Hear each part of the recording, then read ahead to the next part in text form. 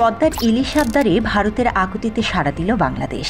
দুর্গাপুজো উপলক্ষে ভারতে ৩,০০০ টন ইলিশ রপ্তানির অনুমোদন দিয়েছে বাণিজ্য মন্ত্রণালয়।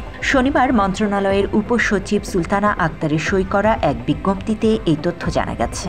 এতে বলা হয়, আসন্ন দুর্গাপূজা উপলক্ষে বিভিন্ন রপ্তানিকারকদের আবেদনের বিপরীতে নির্ধারিত শর্তাবলী পূরণ সাপেক্ষে ৩,০০০ টন ইলিশ ভারতে রপ্তানির অনুমোদন দেয়া হলো।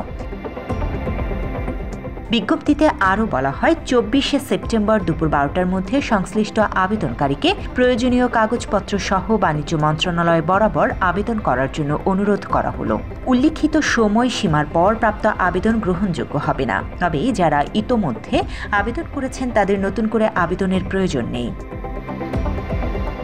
এদিকে সুনামগঞ্জের দোয়ারাবাজার উপজেলার বাংলাবাজার সীমান্ত দিয়ে ভারতে পাচারের সময় ৮৮৫ কেজি ইলিশ মাছ জব্দ করেছে বিজিবি।